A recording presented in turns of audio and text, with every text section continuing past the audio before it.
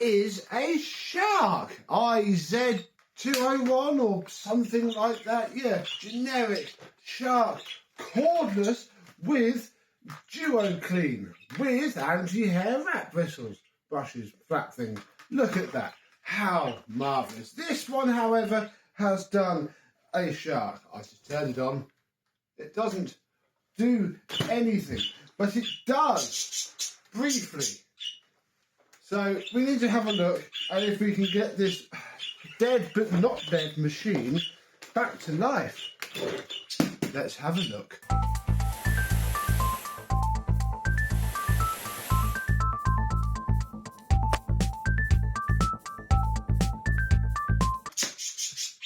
Yes, hello, my vacuum cleaner and shark chums. How are you today? Yes, I was right. IZ210 UKT, yeah, cordless shark. This one has done a shark and is broken. It's seemingly dead, but if you listen very carefully, if I listen very carefully, I can feel the motor trying to click. The lights are lighting up, but the motor is just not spinning. If you put it onto the floor head, if you look very closely at the lights, it does sometimes turn on. There you go, and then it fails. And I think that's all due to something being wrong with the motor. Because, I mean, look at this machine. It's not in the loveliest conditions. If you follow my videos, you will have seen or will see some Dyson videos. And this came with those Dysons. This belongs to a lady who has used it very, very much.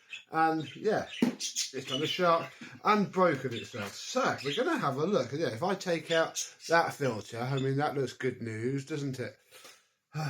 It's obvious what has killed it, if anything. It's just all the dust that's got into the motor. If we put the battery back on now,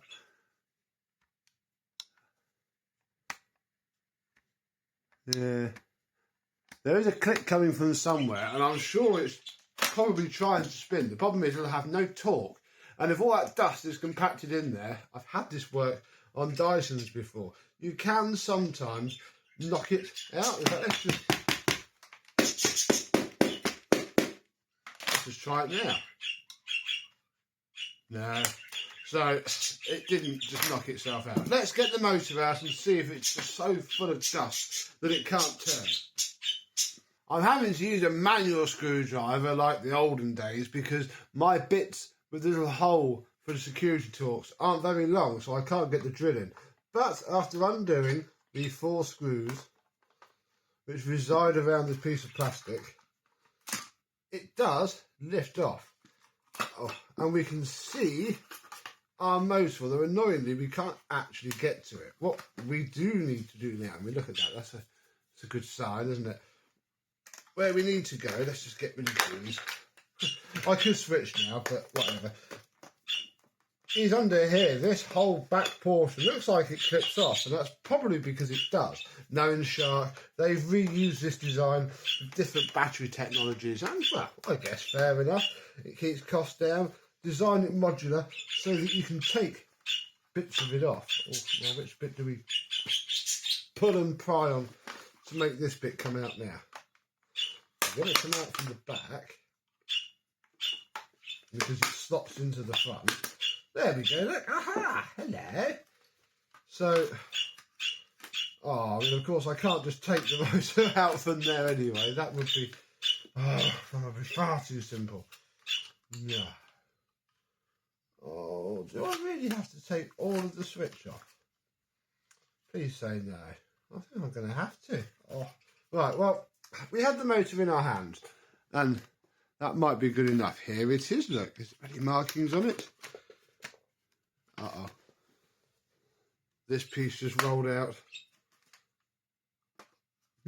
Well, I'll figure out where that goes in a bit. Yeah, we have ourselves a little, I presume, digital motor here, and that's going to be the problem, isn't it? It's going to be a digital motor, and we'll not be able to fix it. But, oh, there, look, it spins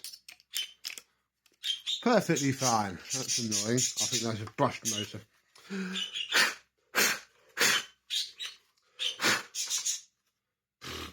You know what, we're just going to turn, no we're not, yeah we are going to turn it on now. The pins are going to contact the right places.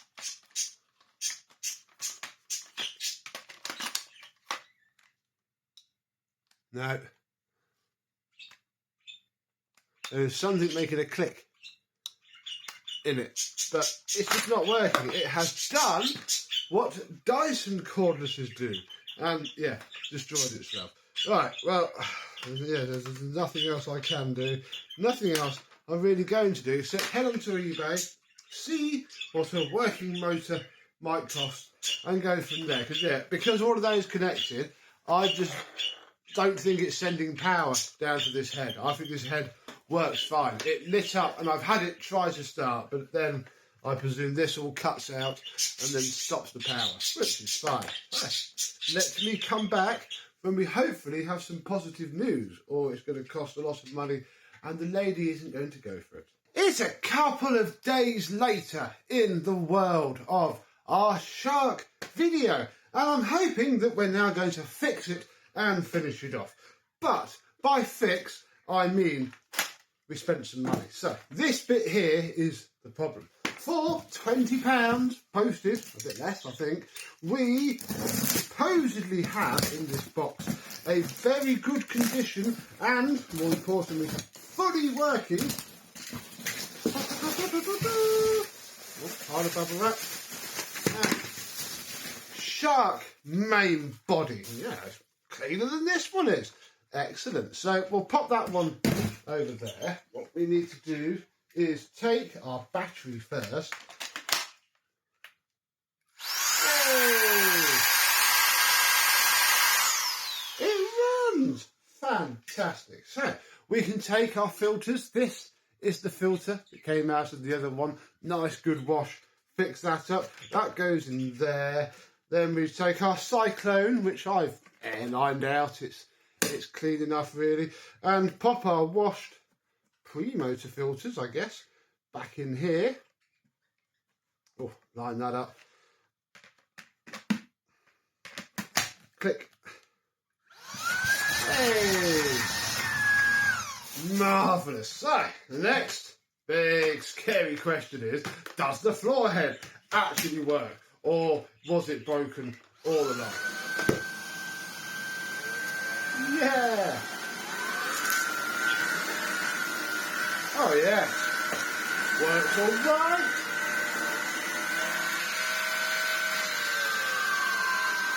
Oh. Then I'll sound a bit strange, but it is rolling fine. I mean, we should probably...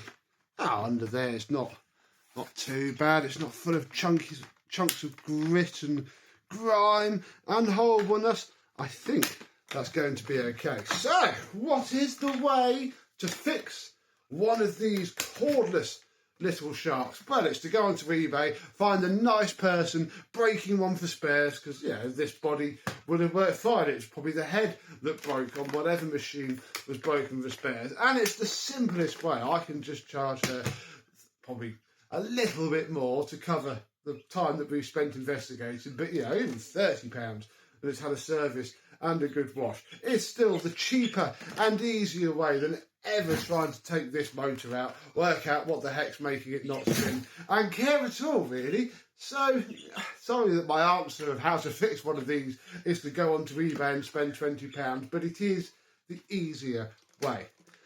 And that's that, really. We saved another horrible shark. I still don't like these. This joint is awful. No metal in them at all. But the lady says she doesn't even really like it, but she does use it. And as I then explained to her, if she bought a newer one, it would still be the same base machine. It would just have a slightly newer motor and whatever flavour brush roll Shark are doing this month. So yeah, she didn't really have anything to gain from changing, as much as she doesn't like this one. Oh, hang on. There we go. As much as she doesn't like this shark, changing it isn't really going to net her anything. So there we go. All fixed and working once more. I hope you have enjoyed, and I and some other succulent shark will see you soon. Bye bye.